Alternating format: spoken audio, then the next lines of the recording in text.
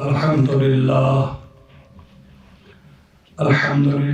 رب العالمين والعاقبة للمتقين والصلاة والسلام على سيد الأنبياء والمرسلين محمد وعلى آله وصحبه أجمعين. أما بعد فأعوذ بالله من الشيطان الرجيم. بسم الله الرحمن الرحيم.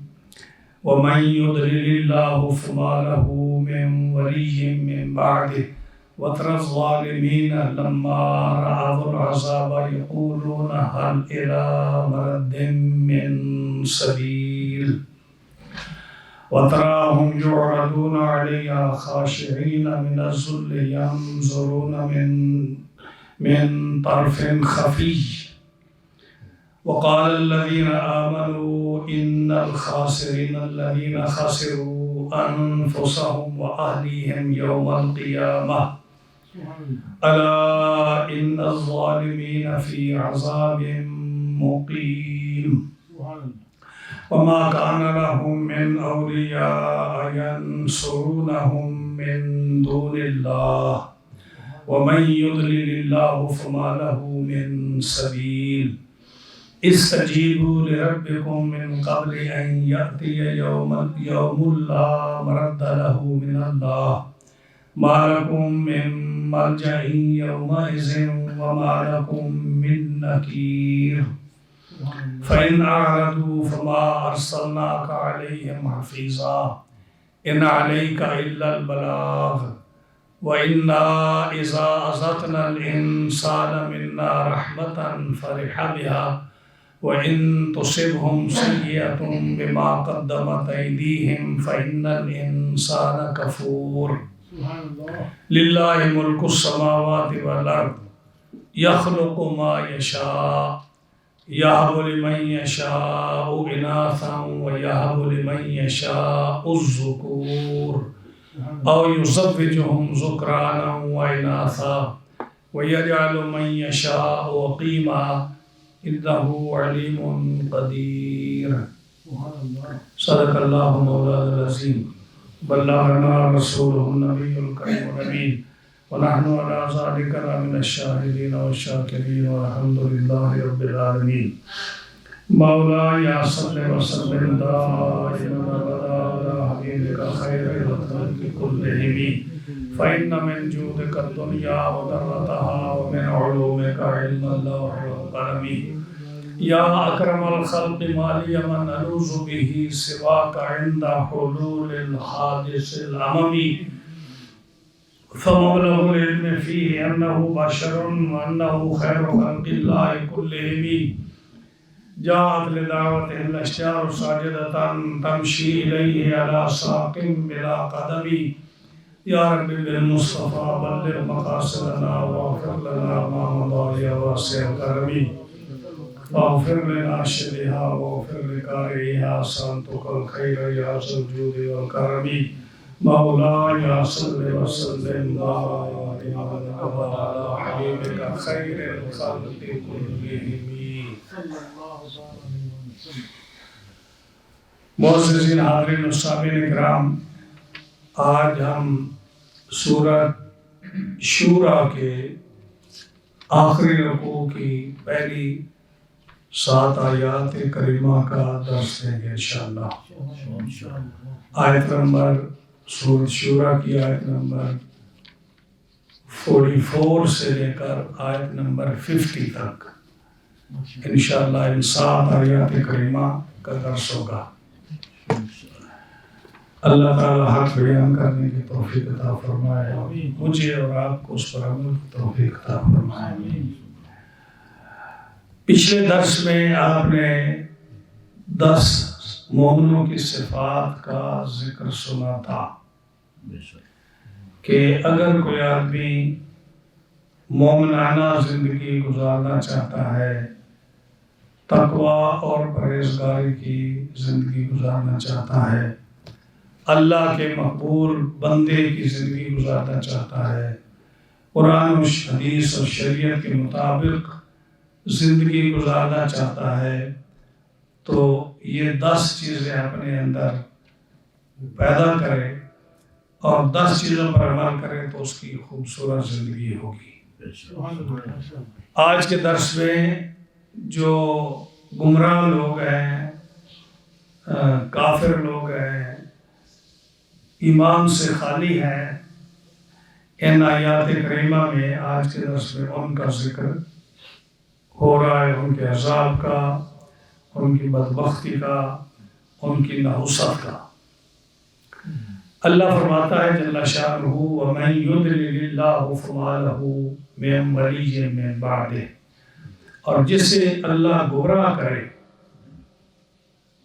اس کا کوئی رفیق اور ساتھی اور والی اور وارث اور دوست نہیں ہے اللہ کے مقابلے۔ وَتَرَى الظَّالِمِينَ لَمَّا رَأَوُا الْعَذَابَ، اور تم ظالموں کو دیکھو گے قیامت کے دن جب وہ عذاب دیکھیں گے، یقولون، تو کہیں گے هَلْ إِلَىٰ مَرَدٍ مِّن سَبِيلٍ، کیا واپس جانے کا کوئی راستہ ہے؟ تو یہاں آیت کریمہ شروع ہوئی کہ جس کو اللہ گمراہ کرے اس کا کوئی ولی وارث دوست، ان کا کوئی حامی اور ناصر نہیں ہے۔ اور اسی مضمون کو اللہ تعالیٰ نے سورہ کاف کے میں ذکر کیا، وَمَن يُضْلِلْ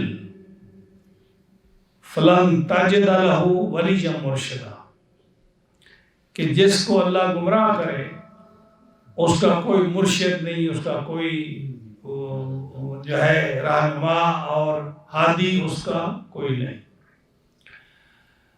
اب یہاں یہ فرما دیا کہ جس کو اللہ گمراہ کرے، لیکن میں ساتھ یہ بات عرض کرتا چلا جاؤں کہ ہدایت بھی اللہ پیدا فرماتا ہے اور گمراہی بھی اللہ پیدا فرماتا ہے۔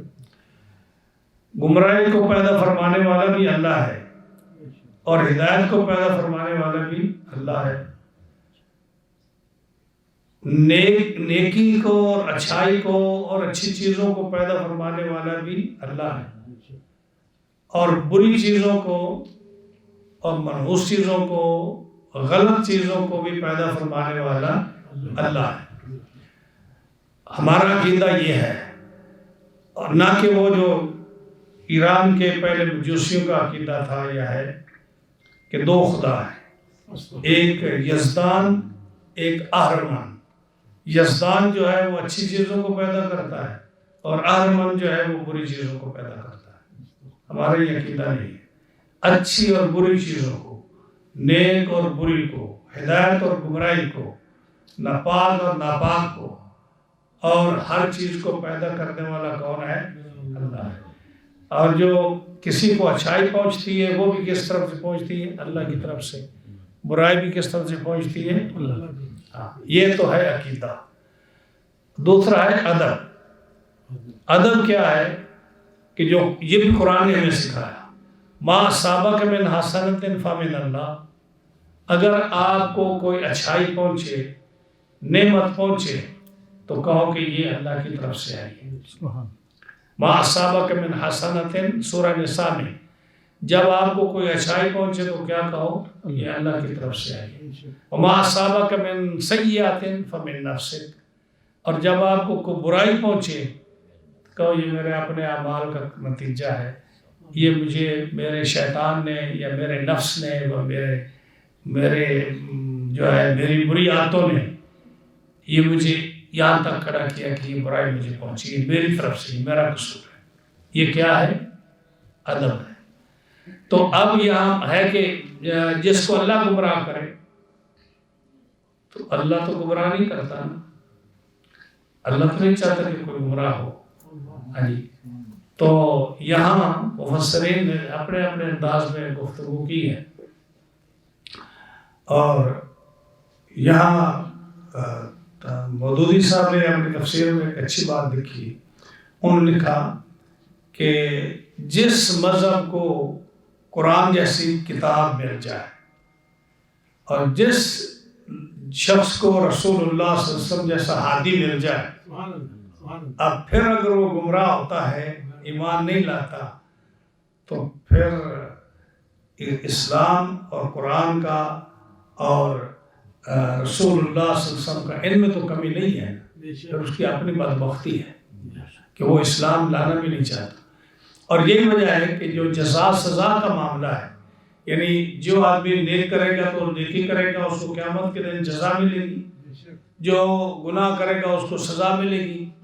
تو اس کا کیا مطلب ہے؟ اس کا یہی مطلب ہے کہ اللہ تعالیٰ نے انسان کو پیدا کر کے اس کو با اختیار چھوڑ دیا، اس کو کہہ دیا کہ میاں یہ سیدھا رستہ ہے، یہ الٹا رستہ ہے، تجھے ہم نے اختیار دیا ہے، اب تو اس کو چن لے یا اس کو چن لے۔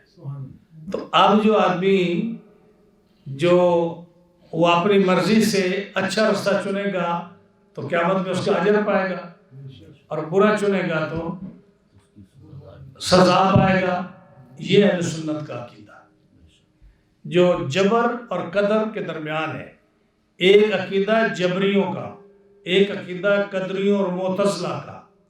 قدریوں معتزلہ جبریوں کا عقیدہ یہ کہ انسان پتھر کی طرح، یہ پتھر اٹھا کے ادھر رکھ دو تو پڑا رہے گا، وہ خود جو ہے اس کو سردی لگے گرمی لگے، وہ اس کو جو ہے نا اٹھا کر جب تک نہ رکھو وہ نہیں موو ہوتا۔ انسان بھی اسی طرح پتھر کی طرح ہے، اللہ اس کو توفیق دیتا ہے، اس کو ہمت دیتا ہے تو وہ نماز پڑھتا ہے، اس کو اس کے جو ہے اللہ تعالیٰ اپنی قدرت سے اس کو حرکت دیتا ہے تو وہ نماز پڑھتا ہے، حرکت دیتا ہے تو وہ صدقہ دیتا ہے، اس کو حرکت دیتا ہے تو وہ قرآن پڑھتا ہے، اپنے طور پر کچھ بھی نہیں کر سکتا۔ یہ جبریوں کا عقیدہ۔ قدریوں کا عقیدہ یہ ہے کہ انسان اپنے افعال کا خود خالق ہے، وہ خود خالق ہے اپنے کاموں کا۔ ہمارا عقیدہ نہ جبریوں والا ہے نہ قدریوں والا، ان کے بین بین ہے۔ کیا عقیدہ ہے؟ کہ اللہ نے انسان کے اندر قوت طاقت جو ہے کام کرنے کی پیدا کی ہے، اور پھر اس کو اختیار دیا ہے کہ قدرت میں نے پیدا کر دی ہے، اب تو نے خود چوز کرنا ہے کہ تو نے سیدھے راستے پر جانا ہے یا الٹے راستے پر جانا ہے۔ سیدھے پر جائے گا تو یہ اس کی ثواب ہے، الٹے پر جائے گا تو یہ اس کا عذاب ہے۔ تو یہ ہمارا عقیدہ ہے اہل سنت کا جو جبریوں اور قدریوں کے درمیان ہے۔ تو یہاں کیا ہے کہ اللہ نے پیدا تو کر دی ہدایت اور گمراہی، اور اس انسان کو دے دیا۔ اب جو انسان جو گمراہ ہوتا ہے تو اللہ نے وہ گمراہی کو پیدا کیا ہے، لیکن انسان نے خود چنا ہے اس کو کہ میں گمراہی کے راستے پر چلوں گا، ہدایت کے راستے پر نہیں چلوں گا۔ تو گویا کہ اس نے گمراہی اپنی طرف سے چنی ہے، اس کی شر نے، اس کے نفس نے، اس کی شیطان نے اس کو اس طرح راغب کیا ہے، اللہ نے اس کو گمراہ نہیں کیا۔ سمجھے نا اس نے؟ وَتَرَى الظَّالِمِينَ لَمَّا رَأَوُا الْعَذَابَ، اور جب قیامت کے دن دیکھو گے تم ظالموں کو، اور ظالم سے مراد کافر ہیں، کافروں کو جب دیکھو گے وہ تو کیا کہیں گے؟ حل الی مرد من سبیل، کیا واپسی کا کوئی راستہ ہے؟ واپسی کا کوئی راستہ نہیں۔ قیامت کے دن کافر جو ہے جب عذاب دیکھیں گے تو قرآن مجید میں 3 مقامات پر آتا ہے کہ وہ یہ خواہش کریں گے کہ کاش کہ ہم دنیا میں واپس لوٹ جاتے، یا اللہ ہمیں تم دنیا میں بھیج دے، اب دیکھ امام غزالی بن کر اور امام بایزید بستامی بن کر لوٹیں گے، یہ کہیں گے۔ سورہ مومنون کی آیت نمبر 99 اور آیت نمبر 100، ان آیتوں میں فرمایا حتی اذا جاء احدکم الموت، جب کافر کو موت آتی ہے تو چونکہ وہ عذاب کے فرشتے دیکھتا ہے، یا وہ قیامت کے دن جب جہنم کو دیکھے گا تو عذاب کے فرشتے دیکھے گا، قال رب ارجعون، کیا کہ اے اللہ مجھے موت نہ دے، مجھے چند سالوں کے لیے اور واپس بھیج دے دنیا، مجھے اب جو ہے نا دنیا میں پھر واپس بھیج، رب ارجعون لعلی اعمل صالحا فیما ترکت، یعنی میں اب دیکھنا میں یقیناً جو ہے میں اچھی عمل کروں گا اب میں گناہ نہیں کروں گا، جو میں نے چھوڑا ہے نا اب میں اچھے عمل کروں گا، میں انسان کا بچہ بن جاؤں گا۔ اللہ کیا فرمائے گا؟ اب نہیں، اب ہرگز نہیں جا سکتے۔ یہ سورہ مومنون میں اللہ ذکر بیان فرماتا ہے۔ اسی طرح اللہ تعالیٰ جل شانہ سورہ فاطر میں اس کی آیت نمبر 37 اللہ فرماتا ہے وَهُمْ يَصْطَرِخُونَ فِيهَا رَبَّنَا أَخْرِجْنَا نَعْمَلْ صَالِحًا غَيْرَ الَّذِي كُنَّا نَعْمَلُ۔ کافر جو ہے نا وہ چیخیں گے، یسترخون چیخیں گے، چلائیں گے، اور کیا کہیں گے؟ ربنا اے ہمارے رب، اخرجنا ہمیں جہنم سے نکال، ہمیں اس مشکل سے نکال، نعمل صالحا اب ہم اچھے عمل کریں گے، نیک بن جائیں گے، غیر الذی کنا نعمل جو ہم دنیا میں کرتے تھے نا اب ہم وہ کام نہیں کریں گے، اب ہم اچھے کام کریں گے، وہ واپس بھیج۔ لیکن اللہ ان کو بھی واپس نہیں بھیجے، کیونکہ آخرت سے تو واپس کوئی بھی نہیں آتا نا، ہاں جی واپس تو کوئی نہیں آئے۔ اسی طرح سورہ انعام کی آیت نمبر 27 غالباً ہے، ہاں جی اس میں بھی کیا فرمایا؟ وَلَوْ تَرَىٰ إِذْ وُقِفُوا عَلَى النَّارِ، جب جہنم آئے گی، جہنم کو لایا جائے گا اور اس کے اوپر جو ہے نا جہنم کی جیسے اونٹ کے نکیل نہیں ہوتی، اونٹ میں گھوڑے کا کڑیالہ ہوتا ہے، تو یہ اونٹ کے نکیل اور گھوڑے کا کڑیالہ اور گدھے کا کڑیالہ کیوں ڈالا جاتا ہے؟ کہ یہ پاورفل جانور ہے، گھوڑا اتنا طاقتور ہے کہ اگر اس کا کڑیالہ نہ ہو، آپ اس کو جیسے بھیڑ بکری گلے میں رسی ڈالتے ہیں، اگر اس طرح ڈال کر لے جائیں تو آپ کے قابو میں آئے گا؟ اونٹ کے اگر ناک میں نکیل نہ ہو، جس کو بچہ لے کر چلتا ہے، اگر اس کے ناک میں نکیل نہ ہو تو آپ اس کو کنٹرول کر لیں گے؟ تو یہ جتنے جانور ہیں نا، گھوڑا، گدھا، کھچر، اونٹ، ان کے نکیل ڈالی جاتی ہے تاکہ یہ کنٹرول میں رہیں۔ تو جہنم جب قیامت کے میدان میں لائی جائے گی تو اس کے 1000 نکیل اس جہنم کو ڈالی ہوئی ہوگی، 1000 نکیل۔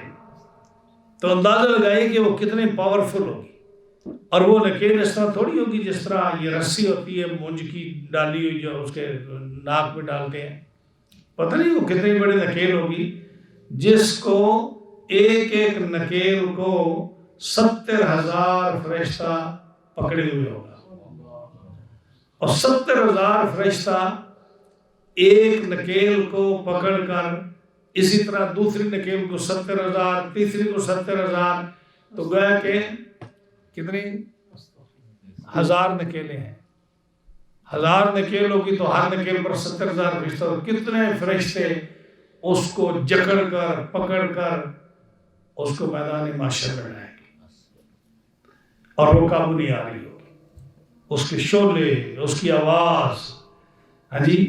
تو جب پھر یہ قرآن فرماتا ہے وَلَوْ تَرَىٰ إِذْ وُقِفُوا عَلَى النَّارِ، پھر جب دیکھیں گے یہ لوگ اس کی جہنم کی اس سرکشی کو اور اس کی طاقت کو، تو پھر کہیں گے فَقَالُوا يَا لَيْتَنَا نُرَدُّ وَلَا نُكَذِّبُ بِآيَاتِ رَبِّنَا وَنَكُونَ مِنَ الْمُؤْمِنِينَ، کاش کہ ہم واپس بھیجے جاتے دنیا میں اور ہم جھوٹ نہ بولتے، ہم اللہ کی آیتوں کو نہ جھٹلاتے، اور کاش کہ ہم مومن بن جاتے۔ تو دوستو یہ اللہ کا کرم ہے کہ ہم لوگ مومن ہیں، اللہ اور اس کے رسول پر اور قرآن مجید پر اور منزل من اللہ کتابوں پر ایمان رکھتے ہیں۔ اب دیکھو کتنے آپ کے دائیں بائیں کافر پھرتے ہیں، لیکن قیامت کے دن یہ خواہش کریں گے کہ ہم دنیا میں جائیں، کاش ہم مومن ہو جاتے، لیکن آج مسلمان کو بھی اس کا احساس نہیں ہے، اس سے فائدہ نہیں اٹھاتا۔ ہاں جی، جو مسلمان کے گھر میں پیدا ہو گیا، اسلام آ گیا، الحمدللہ، یہ بڑی سعادت ہے، لیکن اس سے فائدہ نہیں انسان اٹھاتا۔ کہ انسان مومن ہو اور پھر جو ہے قرآن مجید پڑھے، اس کو سیکھے، حدیث سیکھے اور جو ہے عبادت کرے، اللہ کا فرما بردار بندہ بن جائے، تو یہ کتنی بڑی سعادت ہے اس کے لیے۔ اب قیامت کے دن یہ لوگ کتنے سمجھدار پڑھے لکھے لوگ ہیں، لیکن یہ افسوس کریں گے کاش ہم ایمان لاتے، کاش ہم دین سیکھ لیتے، کاش ہم اللہ اور اس کے رسول پر ایمان رکھتے۔ تو یہ کافر بار بار یہ خواہش ظاہر کریں گے کہ کاش ہمیں دنیا میں بھیج دیا جائے، لیکن ان کو نہیں بھیجا جائے گا۔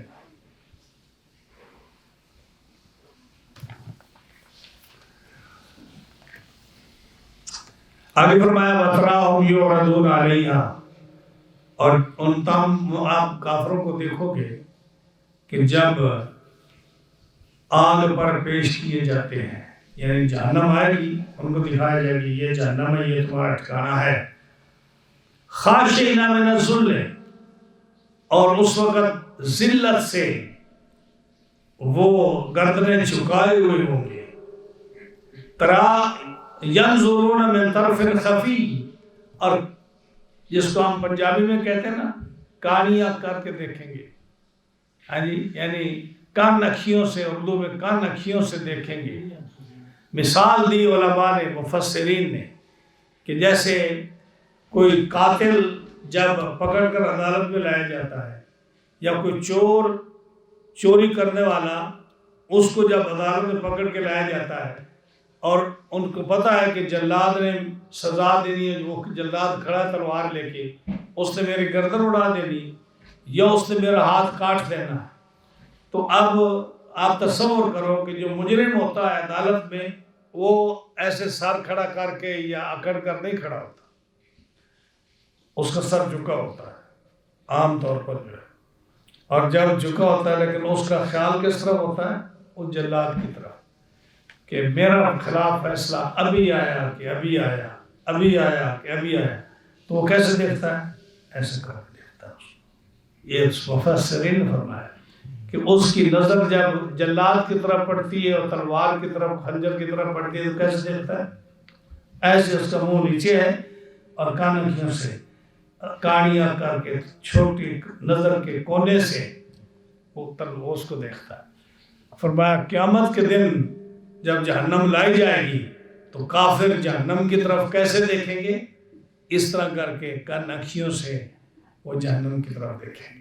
اللہ کی بارگاہ میں شرمندہ ہوں گے، فرشتوں سے شرمندہ ہوں گے، اپنے جاننے والے لوگوں سے شرمندہ ہوں گے، ایک دوسرے سے شرمندہ ہوں گے اور ڈر رہے ہوں گے، تو اپنی جو ہے کان اکھیوں سے، ایک آنکھ کے کونے سے وہ جہنم کو دیکھ رہے ہیں۔ یہی فرمایا ینظرون من طرف خفی۔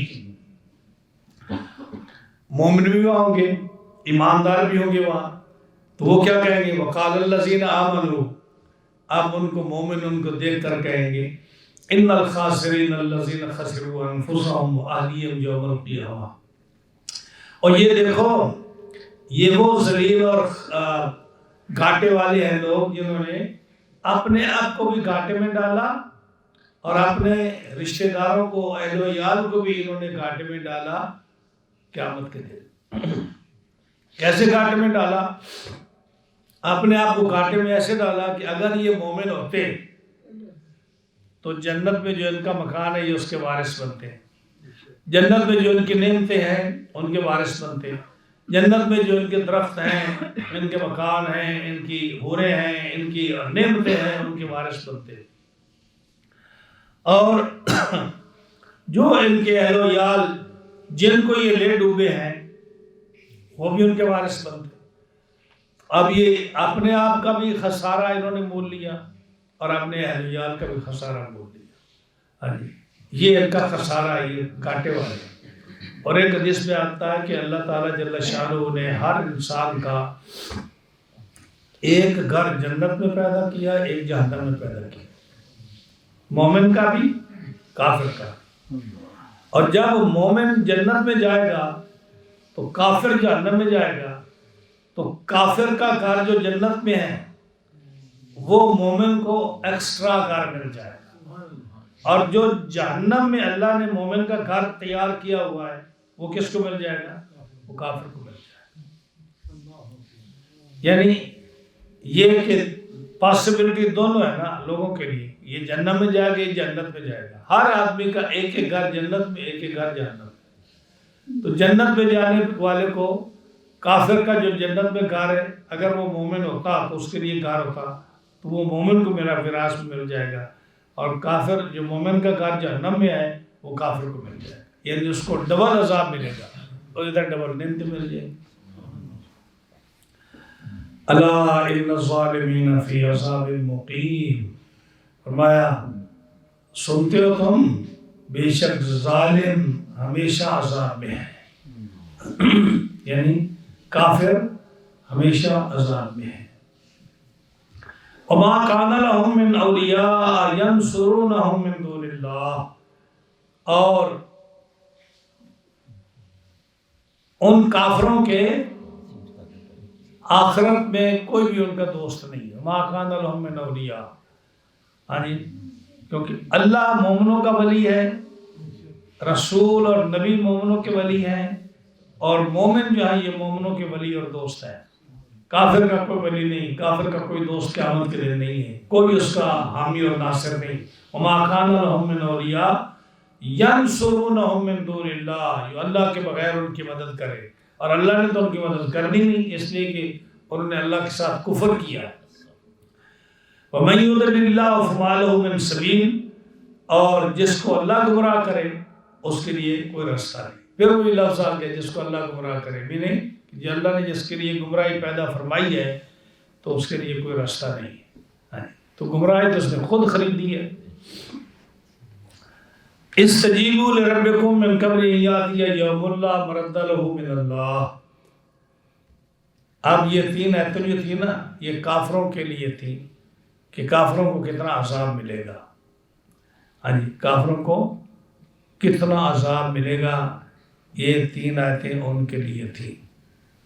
اب جو ہے اللہ فرماتا ہے جل شانہ، اب ان کو دعوت دیتا ہے کافروں کو کہ انسان بن جاؤ اور اللہ کو جو ہے جواب دو. یعنی استجیبو، اللہ کی دعوت کو، اس کے رسول کی دعوت کو قبول کرو اور مسلمان اور مومن بن جاؤ.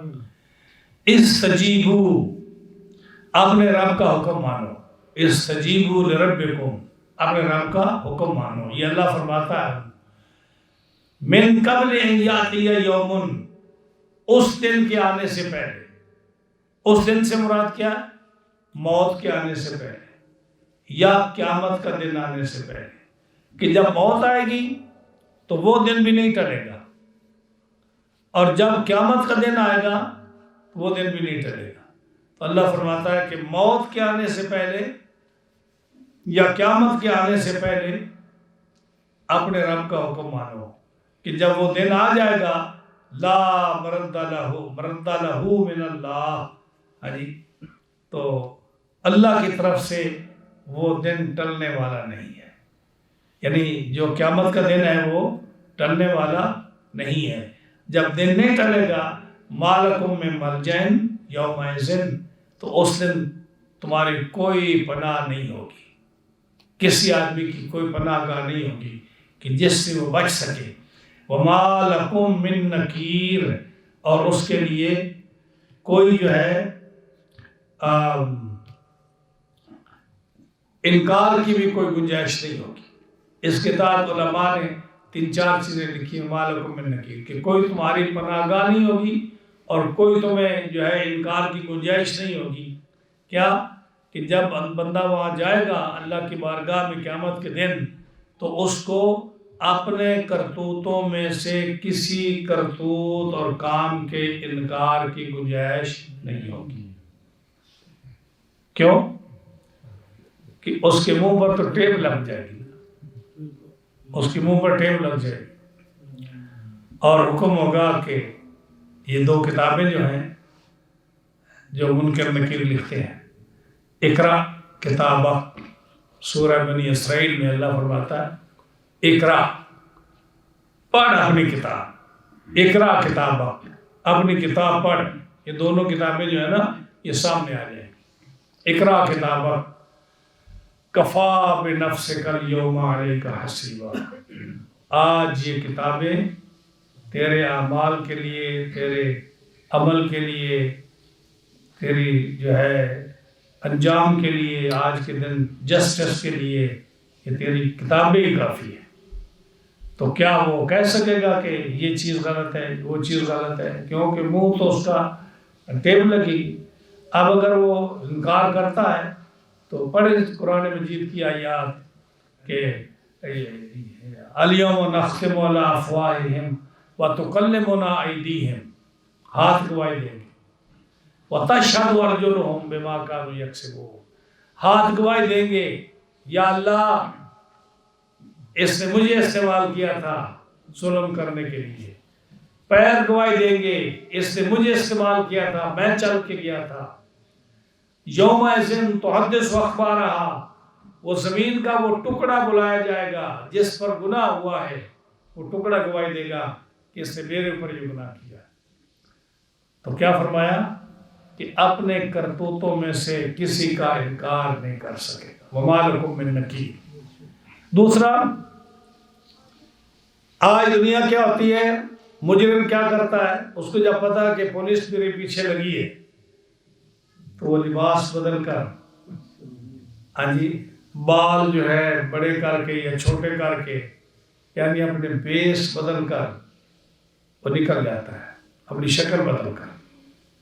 اللہ فرماتا ہے کہ اس دن بیس بدل کر بھی تم رب سے نہیں بچ سکو گے۔ تیسرا فرمایا بعض لوگ جو ہیں ان پر جب ظلم ہوتا ہے یا ان پر سختی ہوتی ہے تو وہ کالے کرتے ہیں جی، سیاسی لیڈروں کو کرتے ہیں جی، یہ دیکھو ہمارے پر ظلم ہو رہا ہے، یہ دوسرے لفظوں میں احتجاج کرتے ہیں۔ اللہ فرماتا ہے قیامت کے دن کوئی احتجاج بھی نہیں کر سکے۔ یعنی یہ بھی بچت کا طریقہ ہے نا جی۔ آج دیکھو نا جی، سیاسی لیڈر پر، کسی پر آپ یا کسی آدمی پر، ورکر پر تم سختی کرو تو کال کس کو پھٹکاتا ہے؟ جو اس کا حامی ہو، جو دوسری پارٹی کا ہو، اس کے خلاف، یعنی وہ اپنے بچت ٹوٹتا ہے۔ فرمایا قیامت کے دن نہ تو آپ اپنے کرتوتوں کا انکار کر سکو، یہ کام میں نے نہیں کیا، اس کے بھی ایویڈنس موجود ہے، نہ بھیس بدل کر تم چھپ سکو گے، اس کا بھی نہیں ہے، اور فرمایا نہ تم احتجاج کر سکو گے یا ناراضگی کا اظہار کر سکو گے، یہ بھی نہیں ہوگا، اور یہ بھی تمہارے پاس میں نہیں ہوگا کہ تم اس دفتر کو بدل سکو۔ ہاں جی، جیسے کیا ہوتا ہے آج کل کہ پتہ جب ہو کہ یہ حساب کتاب ہونا تو آگ لگوا دو دفتر کو، ہاں جی، یا کسی کو ہار کر کے اس کو بدل دو، پر بدل بھی نہیں سکو گے۔ یعنی قیامت کے دن اللہ فرماتا ہے وما لکم من نکیر، ما لکم من ملجأ یومئذ، اس دن کوئی پناہ نہیں ہوگی اور نہ تم انکار کر سکو۔ اللہ فرماتا ہے کہ استجیبوا لربکم، اپنے رب کا حکم مانو۔ اب اللہ تو قرآن مجید یہ سارے لوگ پڑھتے ہیں، مومن بھی پڑھتے ہیں، کافر بھی پڑھتے ہیں، ہاں جی، اور کافر پڑھتے ہیں، ان کو اس چیز کا احساس نہیں کہ قرآن میں کیا کہہ رہا ہے، مومنوں کو بھی احساس نہیں ہے۔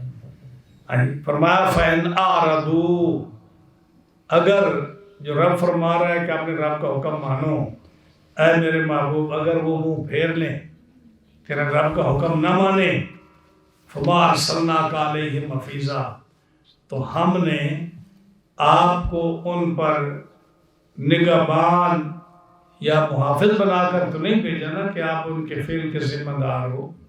اگر کوئی نہیں مانتا رب کو تو بے شک نہ مانے، کیوں؟ ان علیک الا البلاغ، آپ کا کام جو تھا تبلیغ کرنا، آپ نے وہ کر دی، آپ نے تبلیغ کر دی۔ اب اگر وہ نہیں مانتا تو آپ سے نہیں پوچھا جائے گا کہ اے میرے محبوب اس نے یہ ایمان کیوں نہیں لایا، اس نے تیرے اور اللہ کے رسول پر، اللہ پر، اللہ کے رسول پر ایمان کیوں نہیں لایا، آپ سے نہیں پوچھا جائے گا۔ کیوں؟ وَإِنَّا إِذَا أَذَقْنَا الْإِنسَانَ مِنَّا رَحْمَةً فَرِحَ بِهَا، ہم جانتے ہیں کہ جب ہم انسان کو اپنی طرف سے تھوڑی سی رحمت، برکت اور تھوڑی سی نعمت چکھاتے ہیں تو وہ خوش ہو جاتا ہے۔ ہاں جی، انسان کو تھوڑی سی نعمت چکھاتے ہیں تو وہ خوش ہو جاتا ہے۔ وَإِن تُصِبْهُمْ سَيِّئَةٌ بِمَا قَدَّمَتْ أَيْدِيهِمْ، اور جب اس کو مصیبت پہنچے، جب اس کو مصیبت پہنچتی ہے جو اس کا اپنا کیا دھرا ہے، جو اس کے اپنے ہاتھوں کا کیا ہے، اپنے کرتوتوں کی وجہ سے، تو فَإِنَّ الْإِنسَانَ كَفُورٌ، پھر انسان جو ہے بڑا ناشکرا ہے، انسان بڑا ناشکرا ہے۔ یعنی انسان کے کافر ہونے کی، منکر ہونے کی وجہ کیا ہے؟ وہ اللہ یہ فرماتا ہے کہ نعمتیں بھی ہم دیتے ہیں انسان کو، اور جو مصیبت آتی ہے وہ اس کے اپنے کرتوتوں کی وجہ سے آتی ہے۔ ہم بلا وجہ کسی کو مصیبت نہیں دیتے۔ اگر ہم جو نعمت دیتے ہیں تو چکھانے کا لفظ آیا، فرمایا چکھانے کا اس لیے کہ ہم دنیا میں جتنی مرضی زیادہ سے زیادہ نعمتیں دیں، جتنی بڑی بڑی نعمت دیں، آخرت کے مقابلے میں وہ چکھنے کے برابر ہے، کیونکہ آخرت کی نعمتیں بہت زیادہ ہیں۔ آخرت کے اگر آپ دیکھیں نا کہ آپ کسی بڑے سے بڑے کافر کو لے لیں جس کے پاس پورے ملک ہو، پوری دولتیں، نعمتیں، اولادیں، اور اس کے بعد خزانے ہوں، اختیار ہوں، تو یہ آخرت کے مقابلے میں چھوٹی سی نعمت ہے۔ فرمایا جب ہم چھوٹی سی نعمت دیتے ہیں چکھنے کے لیے تو بڑا خوش ہو جاتا ہے، میرے پاس یہ نعمت ہے، میرے پاس یہ ہے، میرے پاس یہ ہے۔ اور جب اس کو کوئی مصیبت پہنچے تو پھر کیا ہے؟ ناشکر ہو جاتا ہے۔ تو فرمایا کہ اس کی وجہ یہ ہے کہ انسان کو جب نعمت پہنچتی ہے تو وہ متکبر ہو جاتا ہے، بھول جاتا ہے، وہ اپنے رب کے حضور سجدہ شکر ادا کرنے سے باقی ہو جاتا ہے، وہ اپنے آپ کو غرور اور تکبر میں مبتلا کر دیتا ہے۔ وہ کہتا ہے مجھے اب کسی کی کیا ضرورت ہے، یہ تو چھوٹے بندوں کا کام ہے، عبادت کرنا، مسجد میں جانا، سجدے کرنا، ہاں جی، مجھے یعنی وہ زبان سے کہہ نہ کہے لیکن اس کی حرکات، اس کی عادات یہ بتاتی ہیں کہ وہ رب سے باغی ہو چکا ہے۔ ہاں جی، فرمایا کہ انسان ناشکرا ہے، نعمت ملے تو خوش ہو جاتا ہے، اور جب اس کو مصیبت پہنچے تو چاہیے تو یہ تھا کہ اللہ کی بارگاہ میں حاضر ہو کر رو کر گڑ گڑا کر معافی مانگے، لیکن وہ معافی نہیں مانگتا، وہ اکڑتا ہے، تو فرمایا ناشکرا ہے انسان۔ آگے فرمایا کہ وہ اللہ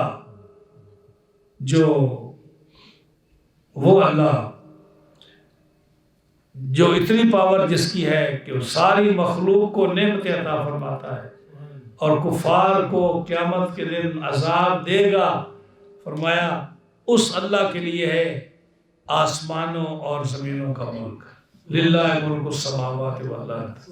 ہاں جی، یہ سارا ملک کس کا ہے؟ ہاں جی، خود فرماتا ہے اللہم مالک الملک، ہاں جی، اللہ ہے جو مالک الملک ہے، اللہ ہے جو مالک الملک، بادشاہوں کا بادشاہ، شہنشاہ کون ہے؟ اللہ ہے۔ فرمایا للہ ملک السماوات والارض، آسمانوں اور زمینوں کا بادشاہ وہی ہے، یخلق ما یشاء، وہ جو چاہے پیدا کرتا ہے، جو چاہے پیدا کرتا ہے۔ آپ زمین میں ڈال کر آئیں تو وہ چاہے تو کھیتی پیدا کرے، چاہے تو پیدا نہ کرے۔ انسان جب شادی کرتا ہے وہ چاہے تو اولاد پیدا کرے، چاہے تو اولاد پیدا نہ کرے، یہ اس کی شان ہے۔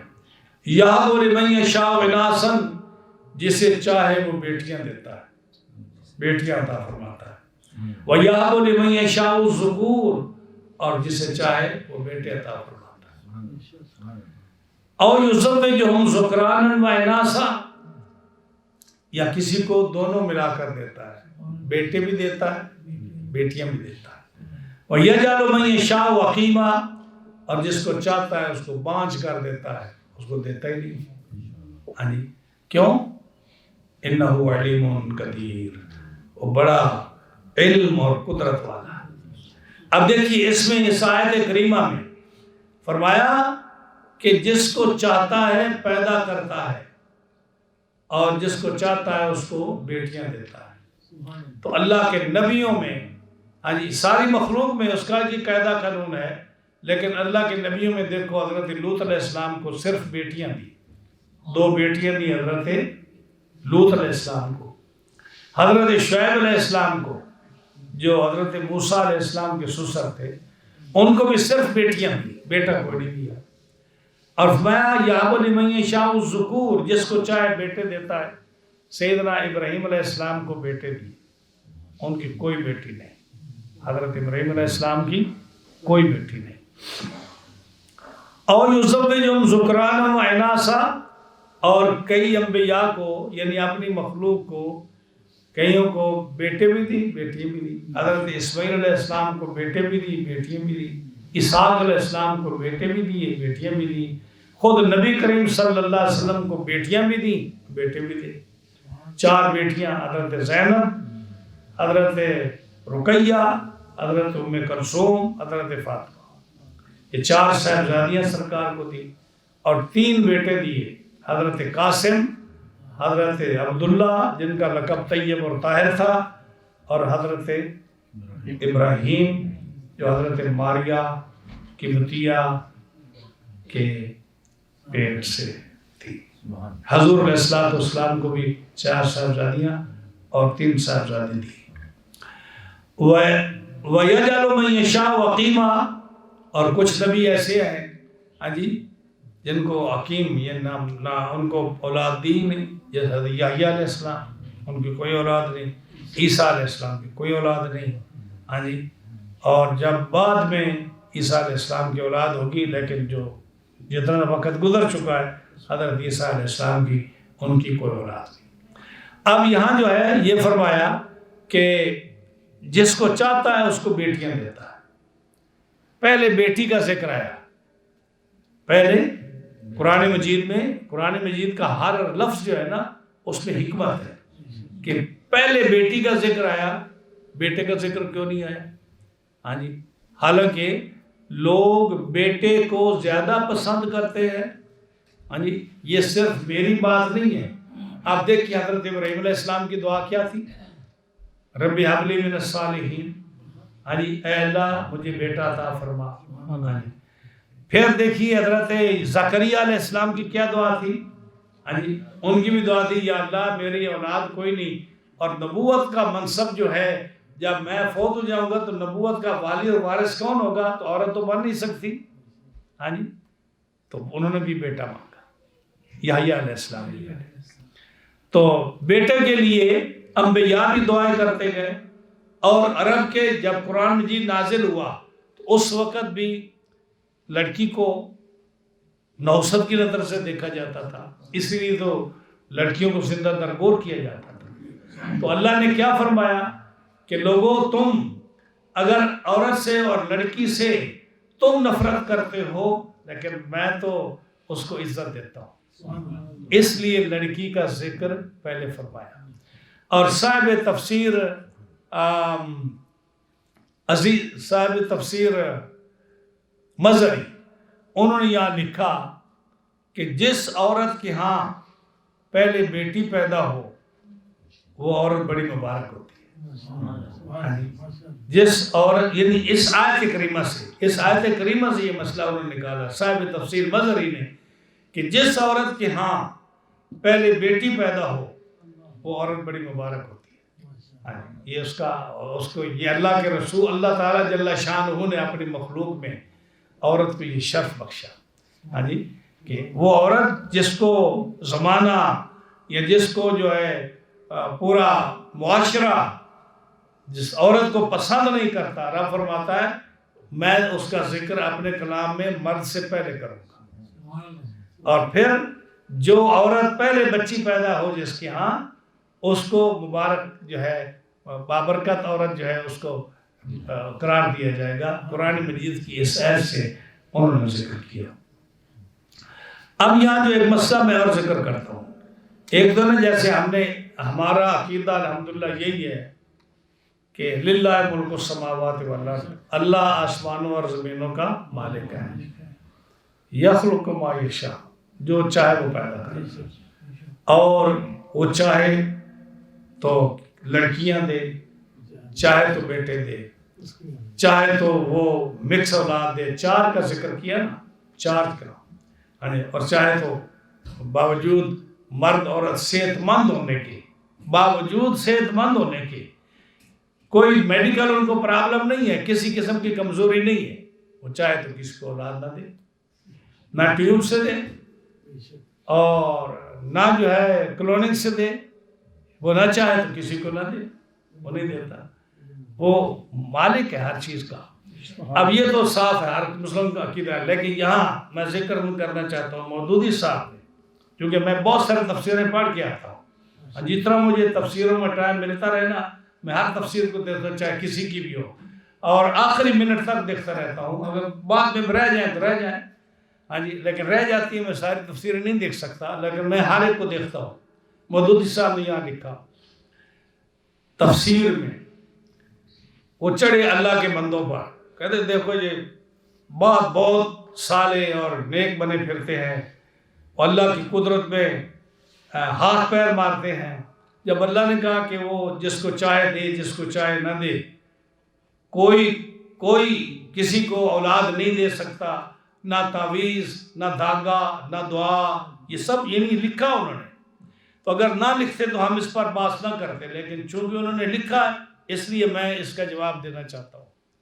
نہ تعویذ، نہ دھاگا، نہ پیر، نہ فقیر، نہ ولی، نہ دعا، کوئی کچھ نہیں کر سکتا، وہ چاہے تو دے، چاہے تو نہ دے۔ اور پھر آگے لکھا کہ وہ تو ایک طرف رہا، وہ تو کسی کو یہ بھی نہیں پتہ چلنے دیتا، اور کوئی نہیں بتا سکتا کہ ماں کے پیٹ میں بچی ہے یا بچہ ہے۔ اب یہ میں سمجھتا ہوں کہ جب انہوں نے تفسیر لکھی ہوگی اس وقت الٹرا ساؤنڈ وغیرہ نہیں ہوتا ہوگا، اس لیے انہوں نے لکھا کہ کسی کو نہیں پتا کہ پیٹ میں کیا ہے۔ لیکن آج اگر وہ زندہ ہوتے مودودی صاحب، تو آج یہ جملہ ذرا سوچ کر لکھتے، کیوں کہ آج تو اگر مودودی صاحب کے ہاں بھی اگر بچہ ہونا ہوتا تو وہ پہلے ہاسپٹل میں بیوی کو بھیج کر پتہ کراتے کہ بیٹا یا بیٹی ہے، کیونکہ کوئی بندہ بھی ایسا نہیں جس کے گھر بچہ ہونے والا ہو اور وہ پہلے پتہ نہ کرے، ہاں جی، ہمیں یا کسی کو بتائے یا نہ بتائے، لیکن ہر آدمی یہ کرتا ہے، ہاں جی، اور ہر جو ہے یہ پتہ کرتا اس کا کہ کون بیٹی ہے یا بیٹا ہے۔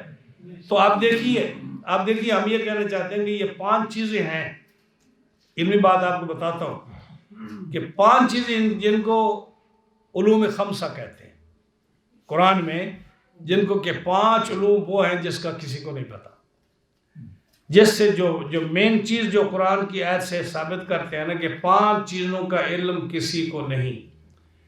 پہلا عند اللہ عندہ علم الساعہ، قیامت کب آئے گی یہ کسی کو نہیں پتا، ہاں جی، ان اللہ عندہ علم الساعہ وینزل الغیث، بارش کب آئے گی، ویعلم ما فی الارحام، پیٹ میں کیا ہے، بیٹی ہے یہ بیٹا ہے، ہاں جی،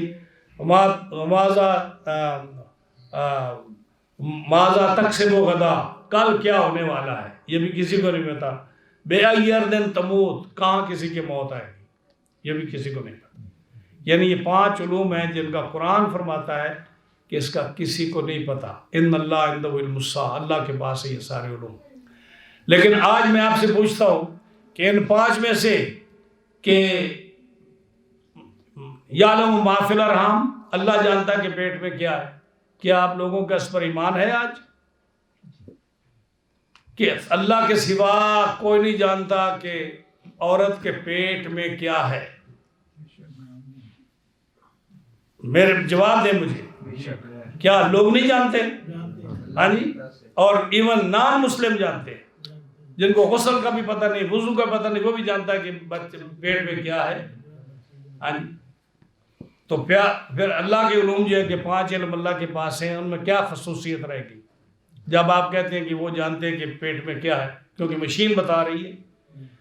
پھر کل کیا ہوگا اسی کے لیے آپ گھروں میں نمک لا کے رکھ لیتے ہیں، کل سنو پڑے گی، شاول لے کے خرید کے رکھ لیتے ہیں، چھتری جو ہے آپ ہر وقت ہاتھ میں رکھتے ہیں کیوں کہ کل بارش ہوگی اس لیے جاب پہ جانا ہے، یعنی کل نمک لے کے آئے کیونکہ کل یہ ہونا ہے، گاڑی کو پارک کر لو دوسری جگہ، کیا اتنی سنو برف پڑنی. کیا آپ کا ایمان ہے اس پر کہ رب تو فرمائے کہ کسی کو نہیں معلوم کہ کل کیا ہوگا، اور آپ ایک ایک ہفتے کی جو ہے خبریں دے رہے ہیں کہ ایک ہفتہ تک موسم ایسا ہوگا، بارش ہوگی نہیں ہوگی، طوفان آئے گا، ہوا چلے گی اتنی ہوگی.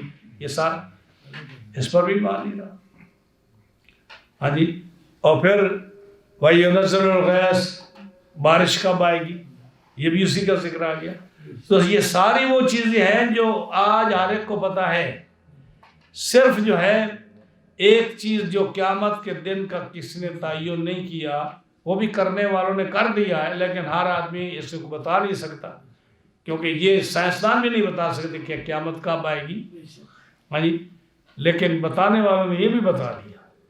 تو قرآن مجید کی جو آیت کہتی ہے، میں جو بتانے والا ہوں، اس آیت کا کہ 5 چیزوں کا علم اللہ کے پاس ہے، اس کا آخری جملہ ہے ان اللہ علیم خبیر ہے، کہ اللہ علم رکھنے والا ہے اور اللہ خبر رکھنے والا ہے.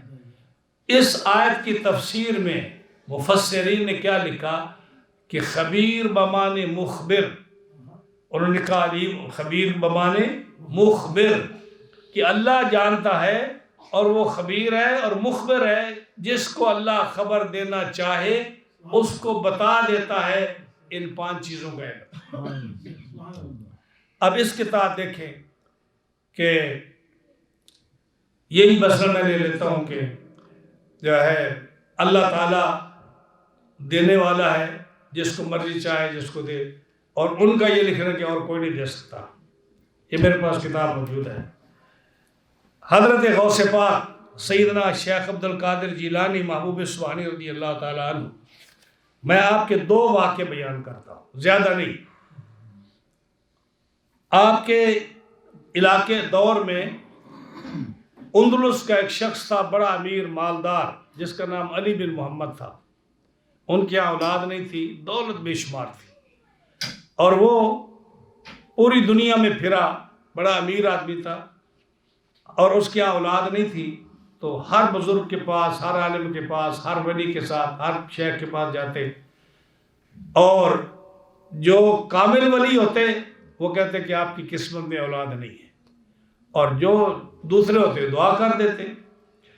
آخرکار پھر کر تنگ آ گئے. کسی مجذوب بزرگ نے ان کو کہا کہ اگر تو اپنا مسئلہ حل کرانا چاہتا ہے تو بغداد شریف شیخ عبد القادر جیلانی کے پاس جا. انہوں نے سنا، امیر آدمی تھے، اندلس کے رہنے والے تھے، اسپین کے. تو اندلس سے چلے وہ حضرت غوث پاک کی خدمت میں حاضر ہوئے. یہ پہلی ملاقات ہے. سامنے آئے تو ابھی کچھ نہیں کہا، آتے ہی جب سامنے آئے تو آپ نے فرمایا کدھر آیا ہے، تیری قسمت میں تو اولاد نہیں ہے. یعنی اس نے سوال ہی نہیں کیا، اور آپ پہلے فرما دیتے ہیں کہ تیری قسمت میں اولاد نہیں ہے تو کدھر آیا ہے. اس نے کہا حضرت صاحب اگر اولاد ہوتی تو میں گھر نہ بیٹھا رہتا. ہاں جی، میں تو ساری دنیا کے دھکے کھائے ہیں اولاد کی خاطر، رب نے بڑی نعمت دی ہے، اور آپ کے پاس مجھے کسی نے بھیجا ہے کہ اس در سے کبھی کوئی خالی نہیں جاتا. ہاں جی، میں اس لیے آپ کی بارگاہ میں آیا ہوں. ہر کس کے بدرگاہ تو آمد بنیاز، محروم سے درگاہ تو کہ گردد باز. آپ کی بارگاہ وہ ہے جہاں سے کوئی آدمی بھی، کوئی سائل بھی بغیر سوال جولی بھرے خالی نہیں گیا. آپ نے فرمایا اچھا، آپ پھر میری پشت کے ساتھ اپنی پشت رگڑ، میری پشت کے ساتھ اپنی پشت رگڑ. یہ اس کتاب میں پڑھ رہا ہوں، اور انہوں نے آگے کتاب کا حوالہ دیا ہے. تو او فرمایا کہ میری پشت کے ساتھ اپنی پشت رگڑ، میری پشت میں ایک فرزند میرا ہے. یہ بھی پتا کہ کتنے فرزند، ایک فرزند ہے. جب وہ پیدا ہو اس کا نام محمد رکھنا اور اس کا لقب محی الدین رکھنا. یہ بھی آپ نے فرما دیا، اور اس کو پھر میرے پاس لانا. جب وہ گھر گئے، بی بی حاملہ ہوئی، بچہ پیدا ہوا، اس کو لے کر حضرت کی بارگاہ میں آئے. آپ نے فرمایا اس کا نام محمد، لقب اس کا محی الدین. فرمایا یہ خوبصورت بچہ یہ زمانے کا ولی ہوگا اور ایسے راز کھولے گا جس کو اولیاء اللہ آج تک نہیں کھول سکے. اور وہ کون ہوا؟ محی الدین ابن عربی. ابن عربی کا نام سنا آپ نے؟ محی الدین ابن عربی، جنہوں نے جو ہے علم جفر میں کتابیں لکھی، بے شمار فصوص و لکم، اور کتنی کتابیں انہوں نے لکھی جو علماء جن کو پڑھنے کا ہاتھ نہیں لگا سکتی، اتنی مشکل کتابیں انہوں نے لکھی ہیں جس کے اندر انہوں نے بڑے راز لکھے. اب یہ جو پیدا ہوئے تو حضرت غوث پاک کی دعا سے. اسی طرح آپ ملتان کے بزرگ جانتے ہو، بہاؤالدین زکریا ملتانی رحمۃ اللہ علیہ، نام سنا آپ نے؟ آپ کے پنجاب کے چوٹی کے بزرگ ہیں. بابا فرید الدین گنج شکر کے ساتھی ہیں، نجم الدین کبریٰ کے ساتھی ہیں، اور جو اچ شریف والے بزرگ ہیں جہانیہ جہان گشت، ان کے وہ پیر ہیں. وہ جو ہیں یہ خواجہ بہاؤالدین زکریا ملتانی کس کے مرید ہیں؟ یہ مرید ہیں شیخ شہاب الدین سہروردی رحمۃ اللہ علیہ کے. شیخ شہاب الدین سہروردی رحمۃ اللہ علیہ کے مرید ہیں. اور شیخ شہاب الدین سہروردی جو ہیں وہ حضرت غوث پاک کے مرید ہیں.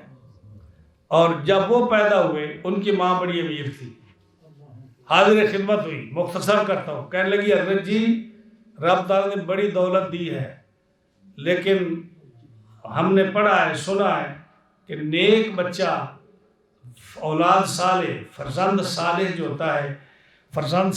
ہوتا ہے وہ توشہ آخرت ہے.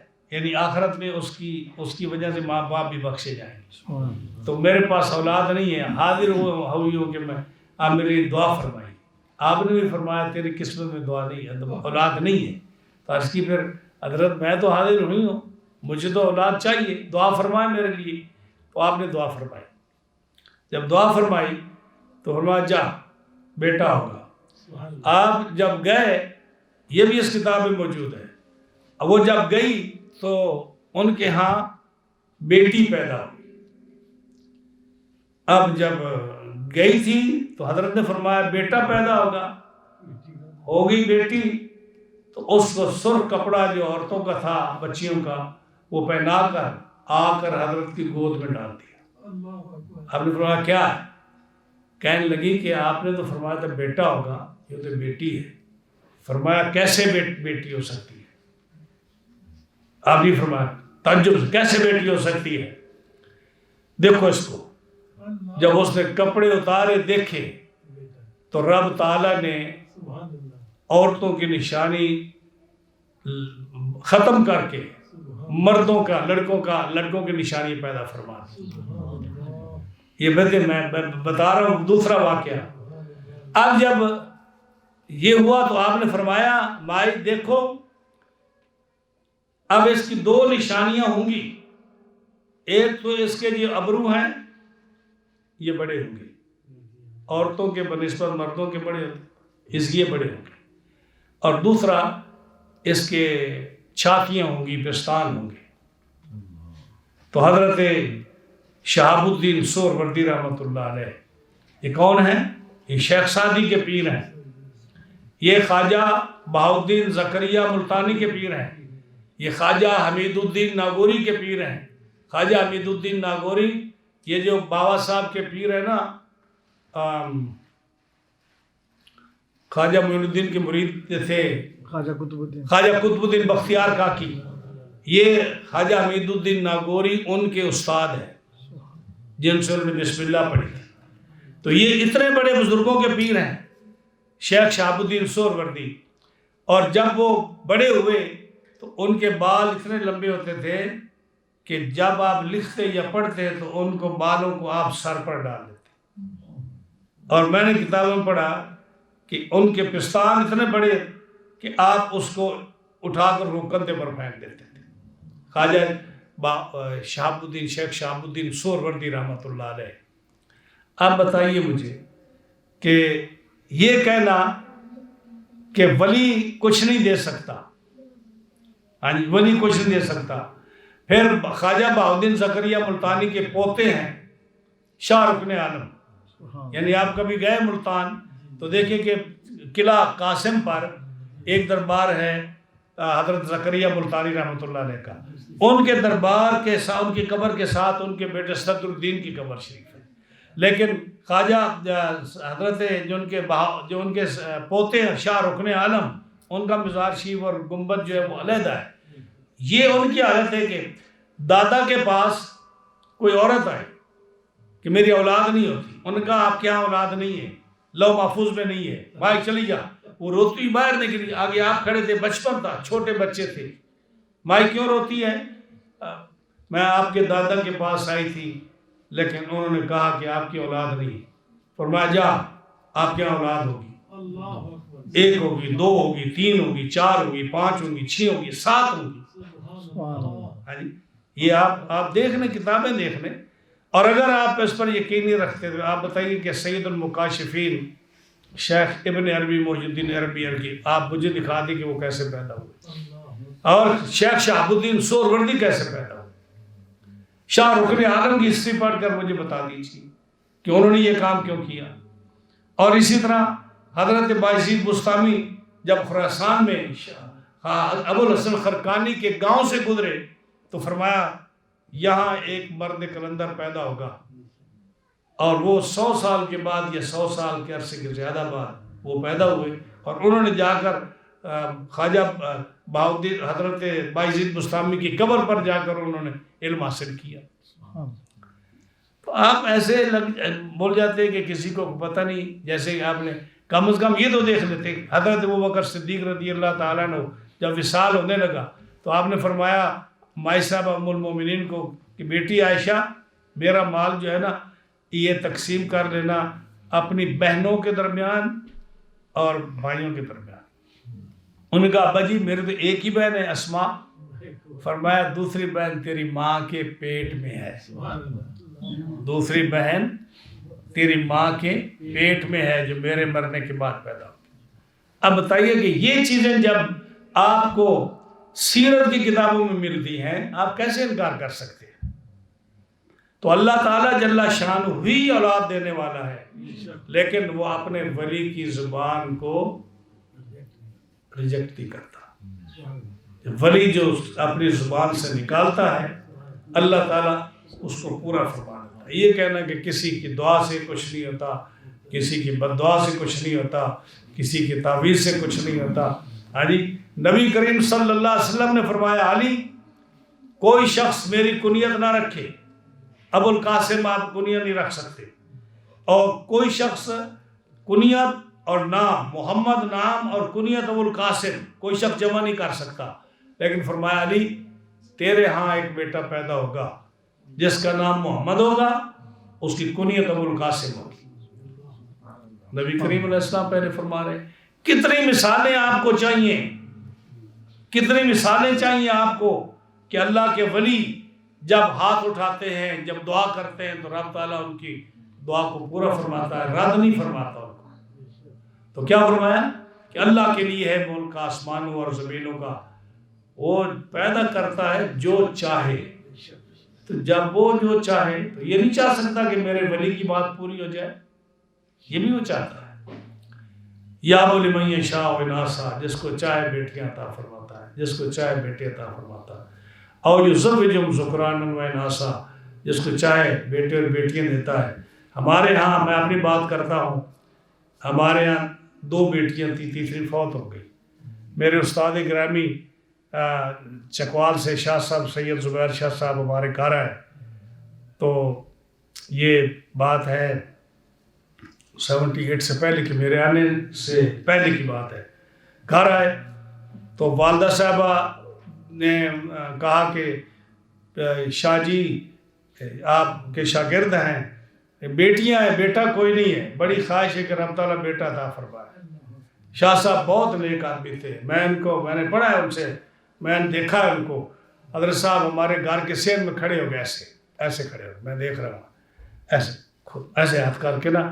آپ نے فرمایا آج کے بعد پھر بیٹے ہی ہوں گے، آج کے بعد پھر یہ بیٹے ہی ہوں گے. تو یہ کہا، دعا فرمائی. اس کے بعد اللہ تعالیٰ نے 3 بیٹے دیے، محمد سردار احمد، انوار احمد، وقار احمد. تو یہ اللہ کے نیک بندے جو ہیں جب ان کے ہاتھ اٹھ جاتے ہیں رب تعالیٰ کے دین کے لیے جنہوں نے ساری زندگی وقف کر دی، اب کیسے کہہ سکتے ہیں اللہ ان کی دعا کو قبول نہیں فرماتا؟ ان کے زبان سے نکلنے کی دیر ہے رب تعالیٰ اس کو قبول فرماتا ہے۔ تو یہ جو ہے باقاعدہ، اب دیکھو نا جی، حضرت غوث پاک کا زمانہ جو ہے یہ قرآن کے نزول کے بعد کا ہے نا، حدیث کے بعد کا ہے، تو ہم قرآن اور حدیث سے تو یہ نہیں دکھا سکتے نا کہ حضرت غوث پاک نے بیٹا دیا یا دیا اس کو، تو کتابوں میں بھی آئے گا نا، تو کتابوں سے ہم نے آپ کو بتا دیا ہے کہ اللہ تعالیٰ جس کو چاہے رب تعالیٰ اس کو عطا فرما دیتا ہے، اپنے ولی کی بات رب نہیں موڑتا۔ اور بخاری کی حدیث آپ سن چکے ہیں کہ ولی کی زبان پر رب بولتا ہے، ولی کی زبان پر رب بولتا ہے، اس کے کانوں کی قوت جو ہے وہ رب کی قوت آ جاتی ہے، اس کی زبان میں رب کی قوت آ جاتی ہے، اس کے ہاتھوں میں رب کی قوت آ جاتی ہے، اس کے پاؤں میں رب کی قوت آ جاتی ہے۔